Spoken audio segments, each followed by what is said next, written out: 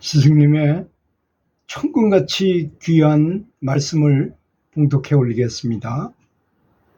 제목은 아낌없이 주는 나무 있잖아요. 그런 나무 같은 식물을, 정신적인 식물을 마음에다가 키우라, 이런 제목으로 말씀하셨습니다. 세상의 무상함을 깊이 깨달아서 진짜 이렇게 오랫동안 살아보면 세상이 참 무상하잖아요. 지나고 나면 얼마나 무상합니까? 그래서 이 세상에 대해서 조금의 미련도 없어야 영원히 깨끗해질 수 있다고 그렇게 말씀하셨습니다. 그리고 마음이 단순해질 수 있고, 그래서 성경에는 마음이 가난한 자가 복이 많다 그랬잖아요. 마음이 가난하다는 게 바로 단순한 걸 말하는 거겠죠. 우리는 너무 복잡하고 번거롭게 살죠. 누구를 만나고 어디 가서 맛있는 걸 먹고 이런 걸 굉장히 많이 따지고 그런 것에 매여서 살고 있는 중이잖아요. 마음이 단순해져 가지고 조금의 망상이 일어나지 않아야 간단하게 그대로 삼매들 수 있게 된다는 것입니다. 이런 것도 못하는 거 보면 참 우리가 얼마나 탐진치 이런 삼독에 푹 빠져서 살고 있는지를 알게 된다고 생각합니다. 세상에는 수많은 사람들이 살고 있으며 모두 각자 다른 일을 하고 있는 중입니다.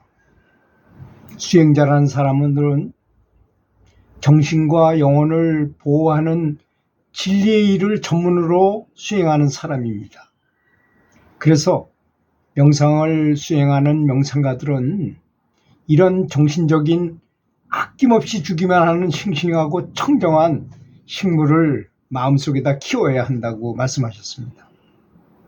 왜냐하면 세상은 참 복잡하고 어려운 일도 많고 힘든 일도 많잖아요. 세상이 어느 때 필요하게 되면 이것은 우리 수행한 사람들이 책임져야 할 것이기 때문이라는 것입니다. 저는 우크라이나 러시아 전쟁이 일어나고 팔레스타인하고 이스라엘이 가자 지구에서 전쟁을 하는 걸 보고 제 책임이라고 느껴집니다. 제가 잘못해가지고 제 앞에 나타나고 이 세상에 그런 화면이 보이고 그런 정보가 들리고 텔레비전에서 보게 되고 많은 사람이 죽고 피난 가고 어려운 거, 그 고통 속에서 한번 여러분 생각해 보십시오. 그 전에 지진이 한번 우리 지역을 지나간 적이 있었는데요. 정말 공포스럽더라고요. 또 어릴 때 그 동해로 잠수함 타고서 이 공비들이 이렇게 넘어온 적이 있었는데요. 그때 고모네 집에서 외딴 데 사는 고모네 집이 있었는데 정말 공포스럽더라고요. 언제 그 공비들이 들어닥칠지 모르니까 정말로 공포스러운 걸 많이 느끼게 되더라고요. 근데 하물며 전쟁할 때는 언제 폭탄이 날라올지 이렇게 모르잖아요. 그렇게 힘든 어려운 세상을 살고 있는 중이 아니겠습니까?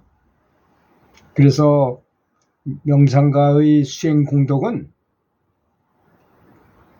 쌓으면 탈탈 털어서 회양을 하고 모든 이제 세상 사람들을 모든 사람들과 나누어 가져야 한다고 하는 것입니다.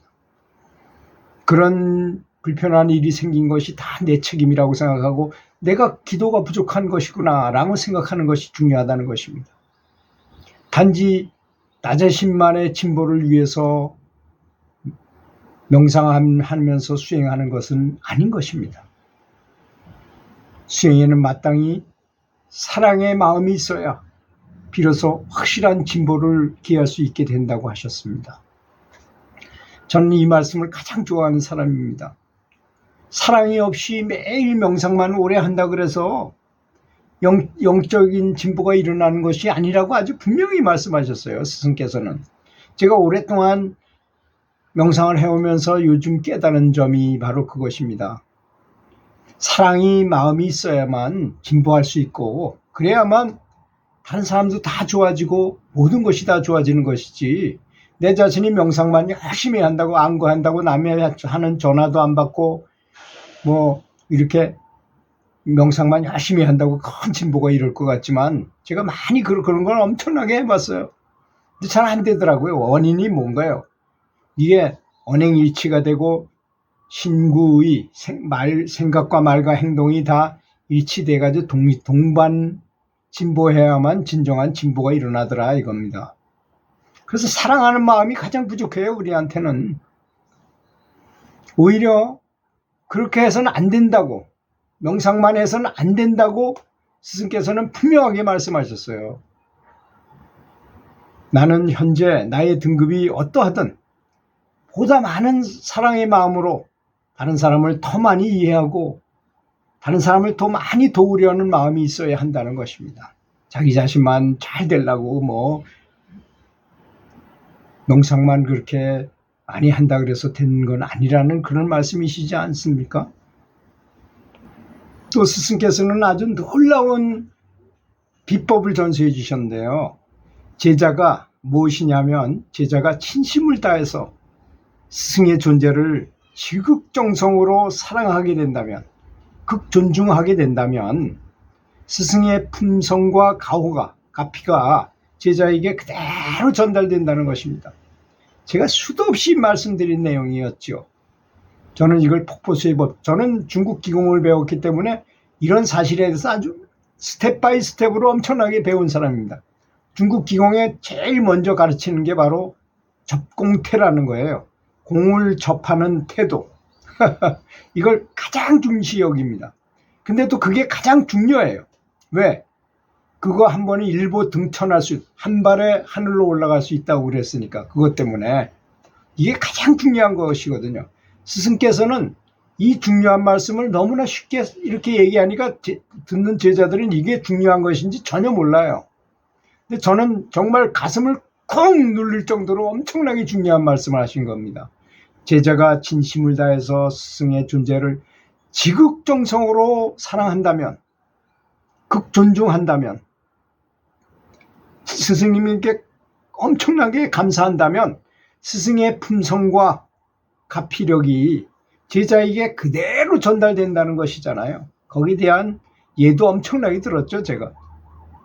그러면 제자는 진보하여 더욱 총명해지고 더욱 편안해지고 훨씬 더 지혜로워지는 거, 깨달음 가까이 간다는 것이죠. 이렇게 쉽고 좋은 방법이 있다는 사실을 우리는 종종 잊어버린다는 거죠. 그리고 또 말씀하시기를 명상할 때 정성을 다하기를, 마치 자기 자신이 죽기 전에 마지막으로 명상을 한다 이런 생각으로, 마치 내일이나 혹은 5분 후에 내가 죽는다, 근데 마지막으로 지금 명상하는 중이다 하고 심각하고 절박한 심정으로 해야 한다 그러셨어요. 이런 진리에 목말하고 간절한 마음과 태도로 명상한다면 명상의 결과가 어떻게 없겠습니까? 반드시 있다는 것이죠. 스승님께서는 이렇게 절절하게 간절하게 말씀하신 겁니다. 이런 걸 매일 보고 들으면서 항상 자신을 일깨워야 할 것입니다. 또 자기 자신의 경지에 나타나는 빛이 강력하지 못한 수가 있어요. 빛도 희미하고 소리도 시원찮은 소리가 들리고 할 때가 있죠. 그럴 때는 창피한 마음과 부끄러운 마음을 일으켜서 신실하게 매일 기도를 한다는, 기도, 여기에 중요하신 말씀을 하신 겁니다. 명상하라고 그러지 않고 기도하라고 하셨잖아요. 내 힘으로 뭔가를 해야 한다는 게 명상일 수도 있어요. 어떤 면에서 보면. 여기서 기도하라, 매일 기도한다면 스승께 기도하고 불보살님들에게 기도하라는 것이죠. 머지않아 은총과 좋은 결과를 얻게 될 것이 아주 분명하고 확실한 것이다, 이렇게 스승께서는 말씀하셨다는 것입니다. 이렇게 구구절절하게 자세하게 설명을 했지만 등급이 낮은 우리들이 그 말뜻을 제대로 못 알아듣고, 아까 맨 처음에 드린 말씀 있잖아요. 제자가 진심을 다해서 스승의 존재를 지극정성으로 감사하고 사랑한다면 스승의 품성, 스승이 부처님의 품성이잖아요. 부처님의 품성과 가피가 제자에게 그대로 다운로드 된다는 거 아닙니까? 그런 예가 너무나 많죠. 그렇지 않습니까? 그 그 품성이 그대로 나한테 불력이 그대로 전수가 된다는 거니까 이보다 세상에 더 쉽고 좋은 방법이 어디에 있겠습니까? 스승님께 감사드리면서 말씀 마치겠습니다. 들어주셔서 감사합니다.